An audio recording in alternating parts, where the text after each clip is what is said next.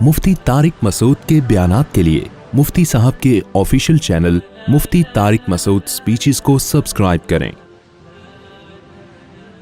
لیکن آپ تو ابراہیم علیہ السلام سے ہمیں یہی تو سبق ملتا ہے۔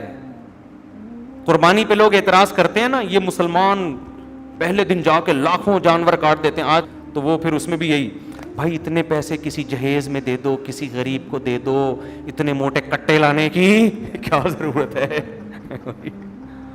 اس سے غریب بچیوں کی شادیاں ہو سکتی ہیں، اس سے یہ ہو سکتا ہے، اس سے یہ ہو سکتا ہے۔ تو ہمارے مذہبی اسکالرز ان اعتراضات کے جواب بھی دے رہے ہوتے ہیں، وہ جواب اپنی جگہ درست ہیں کہ بھئی اس سے معیشت بلند ہوتی ہے، بڑی حکمتیں وغیرہ وغیرہ، لیکن اس کا اصل جواب پتہ ہے کیا ہے؟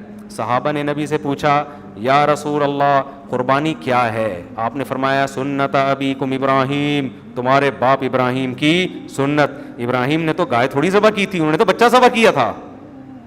کیا مطلب؟ اللہ نے ابراہیم کو کہا بیٹا ذبح کرو، لٹا دیا ذبح کرنے کے لیے۔ اس کی کوئی لاجک بنتی تھی؟ گائے کی تو پھر بھی بنتی ہے، گوشت خود بھی کھاؤ گے، غریبوں کو بھی کھلاؤ گے، اور جو گائے بیچنے والے ان کی وہ معاشی ترقی کریں گے۔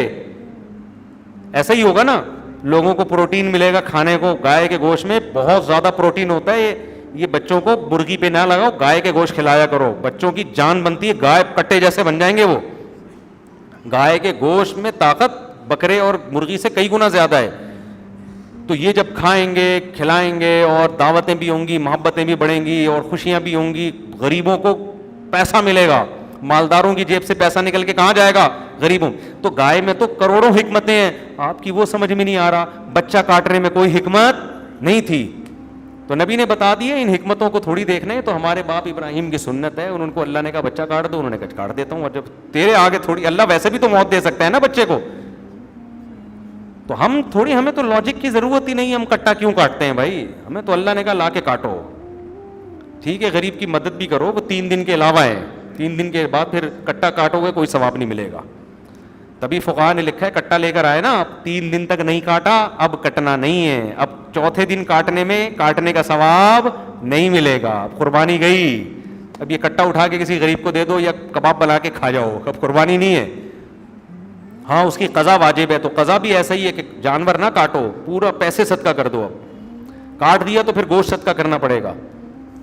لیکن قربانی کے 3 دن ہیں، چوتھے دن نہیں ہوتا، اسی وجہ سے میں صدقے کے بکروں کے خلاف ہوں۔ جانور کاٹنا عبادت اور سنت صرف بقرعید میں، عقیقے میں ہے اور حج میں ہے، عمرے دم کے طور پر ہے، اس کے علاوہ جانور کاٹنا اسلام میں عبادت نہیں ہے۔ صدقے کے بکرے کا کوئی تصور نہیں ہے اسلام میں، صدقہ ہے وہ تو پیسوں سے کرو، راشن ڈالو وغیرہ، اس پہ تفصیلی بیانات ہو چکے ہیں، یہ